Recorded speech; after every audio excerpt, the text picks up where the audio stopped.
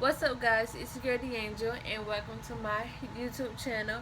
And in today's video, I will be telling you guys my labor and delivery story. As you guys can see, Kingston, he's right here and he's asleep. He might be waking up soon, but yeah.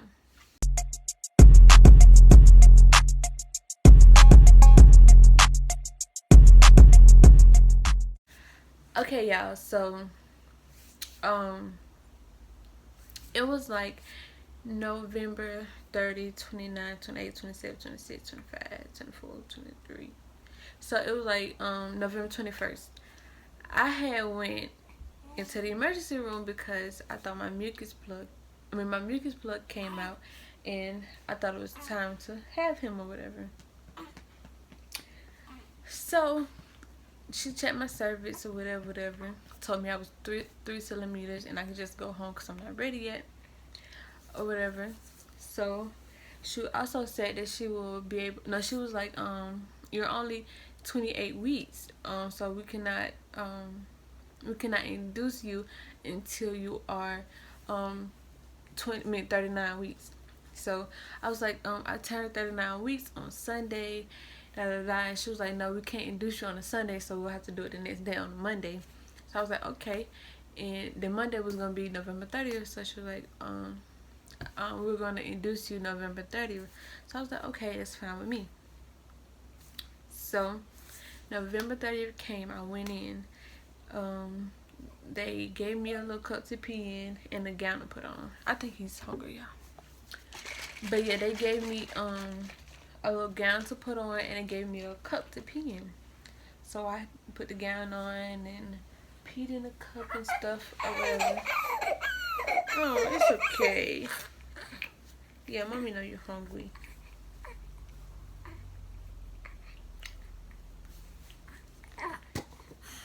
Yeah, when he's hungry, he'll hold his pacifier in his mouth. So y'all, like I was saying, I had put on the gown, peed in the cup or whatever. And then, like, an hour later, my nurse came in and she introduced herself and she told me the different ways they can induce me or whatever. And she put two monitors on my belly, one to monitor his heartbeat and one to monitor my contractions or whatever. So after she left, she also told me that she advised me to eat before they give me the Pitocin, because when they give me the Pitocin, I'm not allowed to eat at all. So I ate whatever. I ate so much food, y'all. Then she came back. She came in. She was like, Miss Thompson, I actually let you overeat. So let's go ahead and stop eating now, cause I was eating more Chick-fil-A. So she was like, I actually let you overeat. So let's stop eating now, and let's get this thing started. So I was like, okay, let's do this. So my doctor came in and she checked my cervix. So when she checked my cervix, when she came in, oh, I forgot to tell y'all, the day on the November 21st when I had went to the emergency room, she came back in the room after she told me she was gonna after she told me she was gonna induce me on November 30th. She came back in the room and was like, Miss Thompson, we can actually just induce you on your due date, which is December 6th. I was like, oh, okay, or whatever. But I still end up going in on November 30th. So when she came in the room, she was like, Miss Thompson, I thought we agreed that we was gonna induce you December 6th. And I was like, really? We gotta do it on December 6th, so you're gonna send me home? And she was like, we can still do it today, but just know it's a risk of getting induced. It comes with risk of having a C-section. So I was like, okay. And she was like, do you still want to do it? I was like, yeah, I could. Let's do this. I'm ready to get him out or whatever. And then she was like, okay. So she left. She checked my cervix. Turns out that I was 1 centimeter. I was like, how did I get 1 centimeter? And I was just 3. And she was like, it's a possibility that she was wrong in the beginning. So I was like, okay. Then they put this little balloon. They gave me my IV, and they put this little thing called a Foley balloon inside my cervix, and it's supposed to help me dilate to at least 3 or 4 centimeters. So I had the Foley balloon, and like every hour, you're supposed to have it in for 4 hours. So every hour, my nurse would come in, she would tug on it and pull on it or whatever. So on the fourth, no, it was, I didn't even have it in for 4 hours. I only had it in for like, I want to say 2.5 hours. So when she tugged on it, she pulled on it a little bit, then she pulled it harder and it came out. So she was like, did she check my cervix again? She was like, okay, Miss Thompson, you 5 centimeters now, so we can go ahead and give you an epidural. And she was like, do you want an epidural? I was like, yeah, I want an epidural. So she had to leave and make sure that I signed the consent form and this thing and the third. And she had to call the anesthesia people or whatever and get on the consent form. So it took them a while to come. So for pain, they was giving me fentanyl. It worked fast, but it also go away fast. So I just kept getting it over and over again.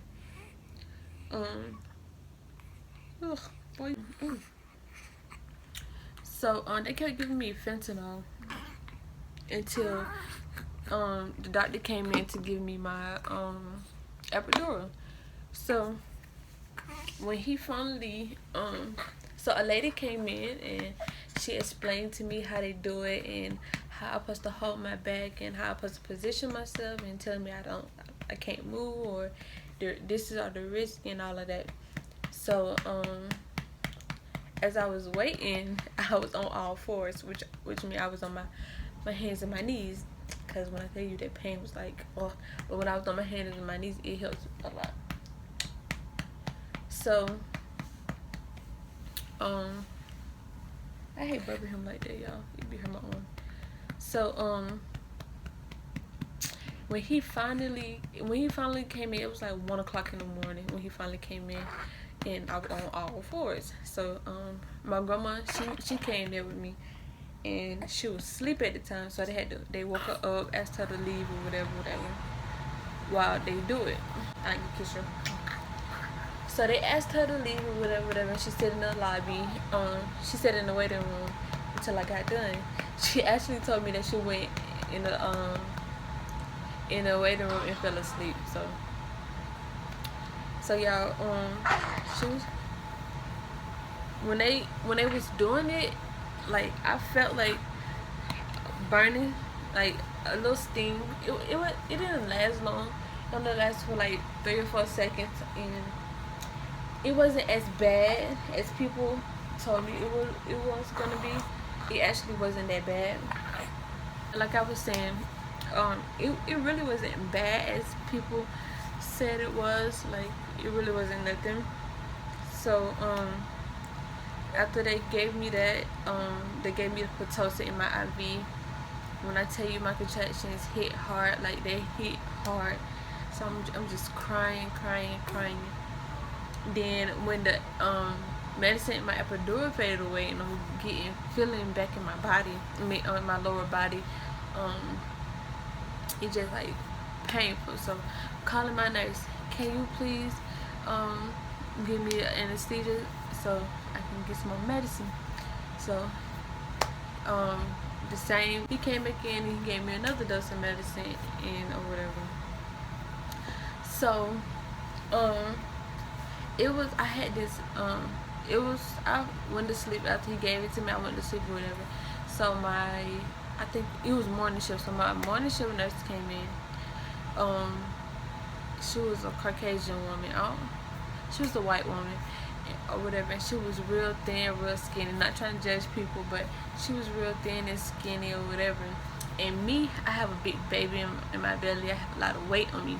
So and then my legs were numb at the same time, so I couldn't move on my own. So she was trying to help me roll over. So I kept saying, like, my mom, then my grandma had left and my mama had came, and my mama, she was just on the couch sleeping the whole time. So we just she just struggling, and I kept saying, mama, wake up, she need help to roll me over, she need help. My mama still sleep, knocked out. Let me tell y'all, before my mama came in to the hospital with me that morning, it was like 4 or 5 o'clock in the morning. She was in her house building my sister dresser and stuff, talking about she was bored. So she was up all night, and she came to the hospital with me and slept. Like this, that was her first time sleeping that day, which was when she came to the hospital with me, cause I wanted her there. So she just sleep. We calling her name. The nurse was like, ma'am, Miss Thompson, ma'am, cause my mama last name Thompson too. So she was like, Miss Thompson. I was like, mama, so she wouldn't get up or whatever. So when the anesthesia doctor came back in to put some more medicine in my epidural, he actually helped her roll me over. And when he got done, my mama actually woke up, and my mama was like, what's going on? I was like, mama, we were sitting right here calling your name over and over again so you can help her roll me over, and she was having a very hard time. So my mama just laughing, I'm laughing, we all just laughing or whatever. And she was like, I'm tired, I was tired, I was up all night, So yeah, then my mama had left. And then my grandma came back, because my grandma trying to come back. So my grandma came, whatever. My contractions is hitting worse. So then my doctor came. This doctor's different. I guess she's a doctor like on the team. So she came in, and what she did was she checked my cervix, and she was like, oh, Miss Thompson, you're progressing. You're at 6 centimeters now. And I was like, okay, thank you. So I was like, okay.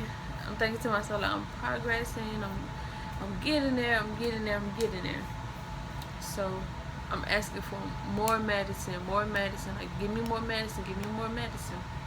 So my night shift nurse come in. This helpful. Let me tell y'all. So she was outside the door. No, first she came in and introduced herself or whatever. No, she came in and introduced herself. Then she had too many patients that she had to check on or whatever. So another nurse came in who just came clocked in to work, I guess. So she just clocked in or whatever, and she came in to be my nurse. So let me tell you about this bitch, y'all. Let me tell y'all about it. I'm buzzing her number. I'm calling her number. I'm buzzing the nurse thing. Can you please send my nurse to come in? Can she come in? Like 30 minutes later, she still ain't here. Call her again. Can you please tell my nurse that I need her? Like, she haven't came yet. Can you please tell her? Okay, she still haven't came. So I see her personal, not her personal, but her work number on the phone, on the thing they be having up there.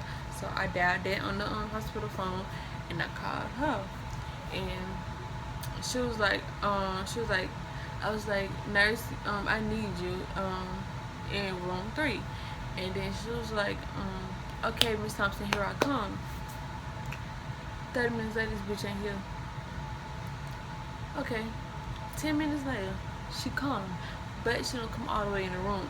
She sit in the hallway laughing with another nurse. So my grandma, she sleep. So I'm just saying, like, this bitch need to come on. Like, I'm happy my grandma can't hear me, because she hear me, she be mad, she cuss me out, pregnant and all, in labor and all, she don't care. I'm like, man, this bitch need her to fuck up, like, whoo. So she come in, she ain't doing nothing, telling me that it's nothing that she can do. So another nurse come in. So she was like, she came in. No, it was not like a regular nurse. Like, she was my midwife when I was doing my prenatal care or whatever, or my doctor, whatever you want to call it.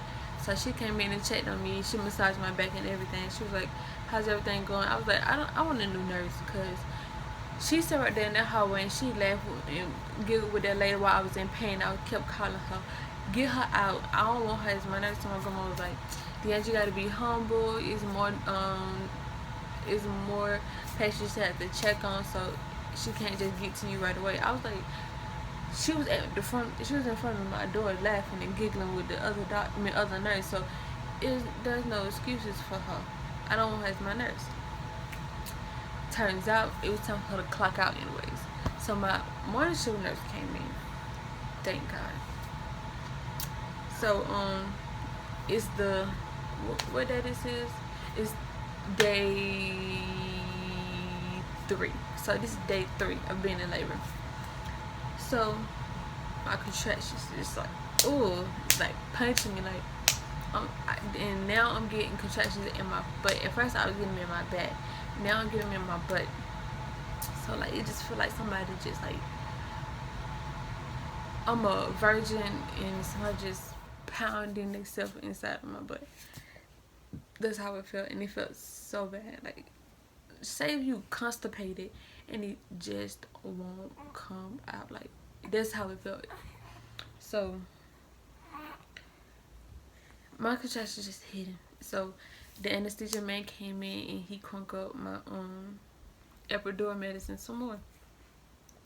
So my morning shift nurse came in and she was like, "Miss Thompson, you might as well," no, that's when it faded away. So once he came in and gave it to me, it faded away again. So she was like, "Miss Thompson, I will call the anesthesia nurse, doctor, to come in to do your, put some more medicine in.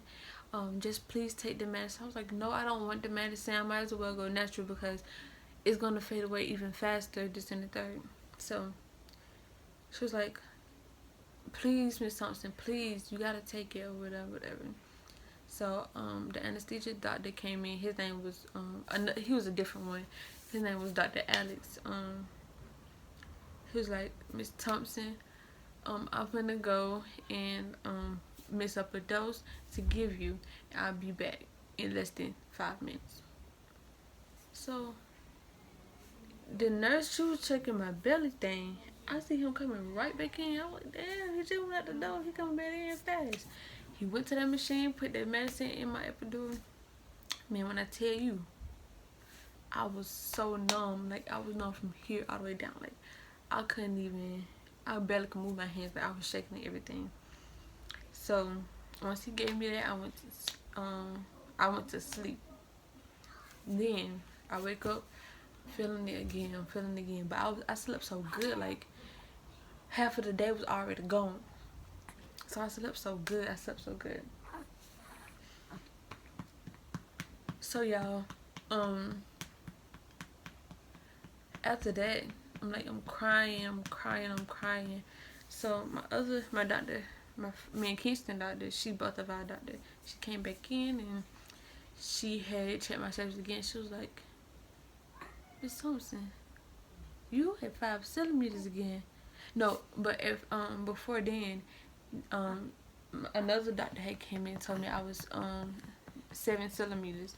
Then my other doctor came in and told me later, like hours later, and told me that I was back at 5 centimeters.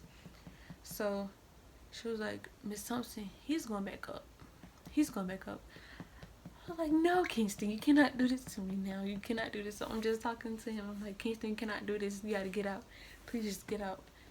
Your eviction notice has came. You have to get out." So everybody just laughing at me. So my uncle worked there or whatever. Came in, checked on me a couple times, me and my grandma or whatever.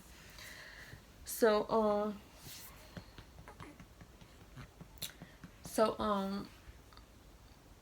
after I woke up and all the medicine wore off, like doctors and nurses rushing in, they just rushing in. Even my uncle was rushing in here, and he worked at the hospital that I was at, so he rushing in. My grandma sleep, and we just look. I'm looking at my grandma. I said, "Grandma, what's going on? Like, what are they doing?" So I got one nurse checking on the little screen monitor. I'm doing this way because it was like this on this side of me. Then got the oxygen tank right here.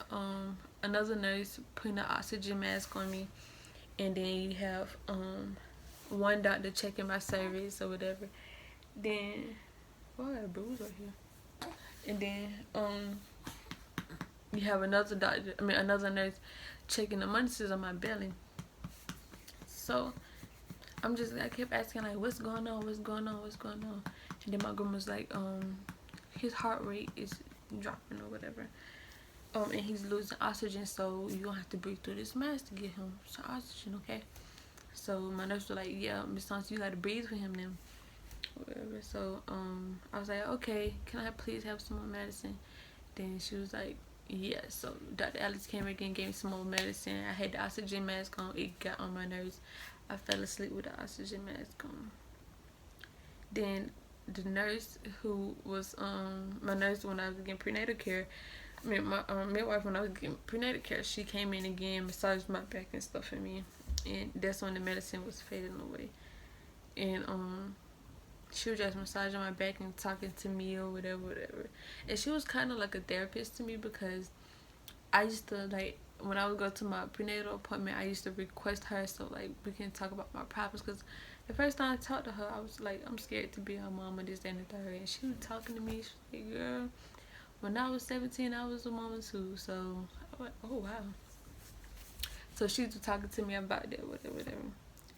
So now they're telling me that I might be getting a C-section because he's stuck.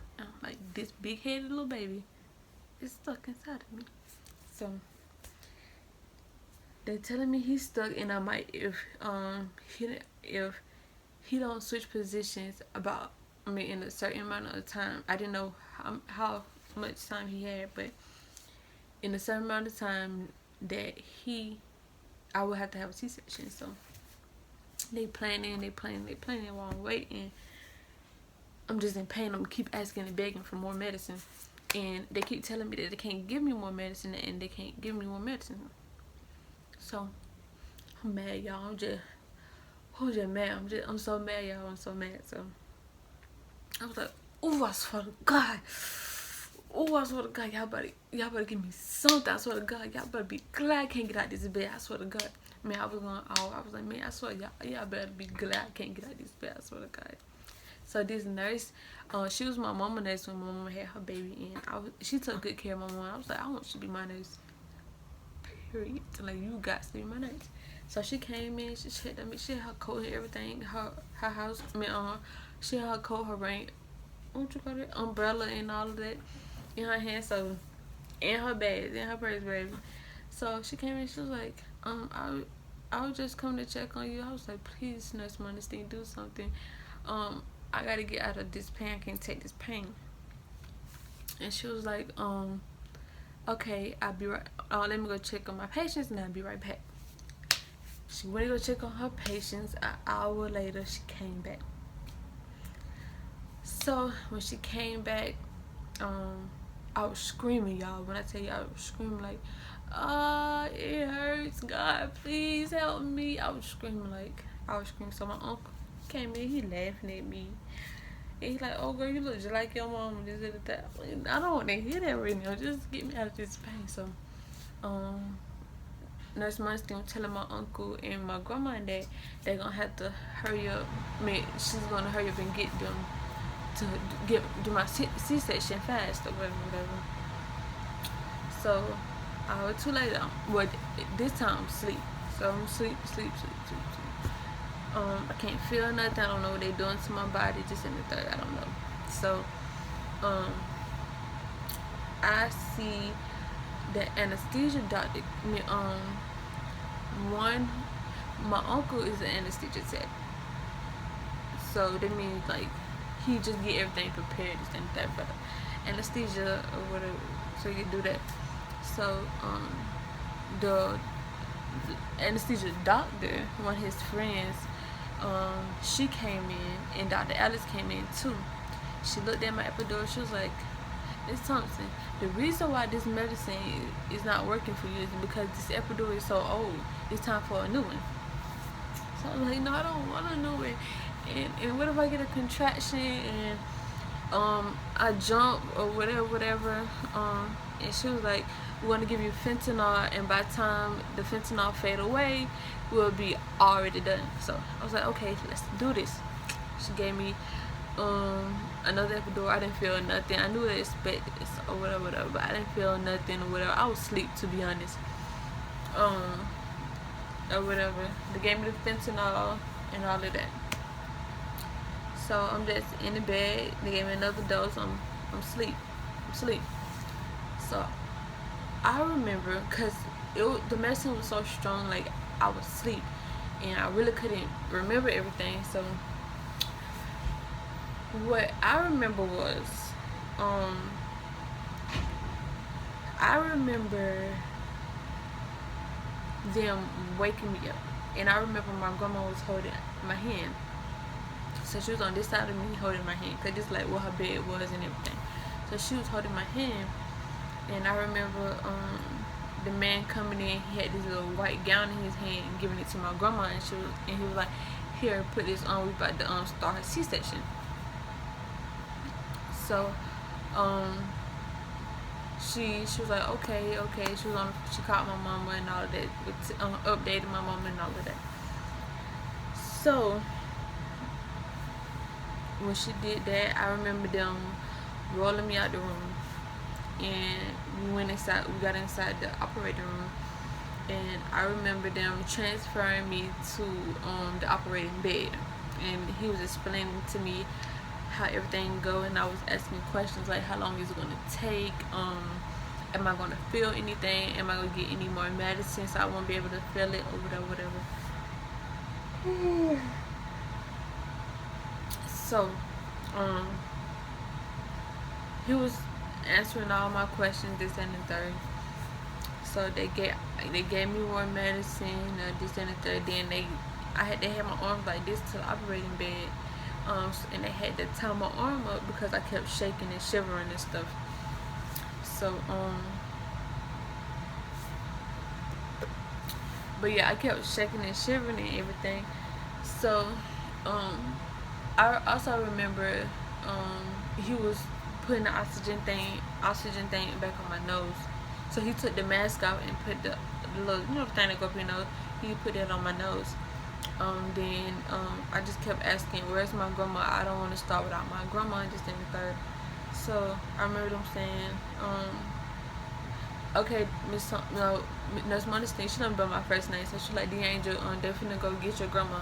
And I was saying, okay. So I didn't see when my grandma came in. I remember my grandma waking me up and was like, D'Angel, I'm right here. And then I was like, have they started yet? And she was like, no, they haven't started yet. And I was just ready for them to start. So what else I remember? I also remember when I was shaking. I was like, Grandma, please pray for me. I'm just ready to meet my baby, this and the third. So she was like, okay, we prayed together, this and the third. And then I hear Nurse Modesty, and she was like, okay, we started. So I was like, Grandma, they started? And she was like, yeah, they started. So we just waiting. Then I just feel the doctor doing like this, and she was like pushing on this part of me so he can come out. So y'all, I'm just I can't breathe. I couldn't breathe at all. Like I couldn't breathe at all. But good thing they had the oxygen tank over my nose. I was like, Grandma, I can't breathe. I can't breathe. I'm suffocating and all of that. So I just hear her scream, pressure. I'm screaming and yelling. So I hear, when then he stopped crying. Then I was like, Grandma, I'm ready to see my baby. Tell them to put my baby over the blue sheet. And she was like, how long they cleaning him up? I was like, yeah, I don't have to clean him up. I just want to see him. Just let me see him. I don't care about that stuff on him. I just want to see him. So he didn't cry again. So I'm thinking to myself, I'm like, Grandma, why is he not crying? And she was like, hold on, he gonna cry, he gonna cry. Then I hear a whine again. I was like, okay, he's okay. So I start crying. I'm happy, that tears of joy, it was just a whole bunch of tears of joy. So then he stopped crying. So after that, when he stopped crying, so I was like, there's money thing, what's wrong with him? Like, why they want to let me see him? Why is he not crying a lot? So she was like, hold on, D'Angel, hold on, give him a second, just give him a second. So like, give him a second for what? Like, he's alive, right? She was like, yeah, he's alive. He just didn't have enough oxygen in his body. And then I was like, is he gonna make it? She was like, of course he's gonna make it, of course. So she had she was like, just focus on you. You got him. I was like, okay. So I'm laying there. I feel them stitching me up. When I tell you, I feel every stitch. But I don't give a damn. I'm worried about my baby. I didn't care. I'm worried about my baby. So I fell asleep or whatever. So I hear my grandma. She just kept yelling my name. Oh, and I'm gonna insert a picture of him. When they had let me see him, and my grandma took a picture of it. I'm gonna show y'all that picture, and I'm gonna put it somewhere over here or whatever, But my grandma kept waking me up, and she was like, "D'Angel, here you go." And when I looked at him, I started crying, because like seeing my baby inside the incubator, it was just like, oh wow, I never want to see that junk again. So yeah, he was here, and he was in the NICU for 4 days, and I was there after I gave birth to him. I was there for an extra 3 days. So he came home the day after I came home. But yeah, that's the end of the story. Thank you guys for watching. Make sure you guys like, comment, subscribe, and come back for more. Bye.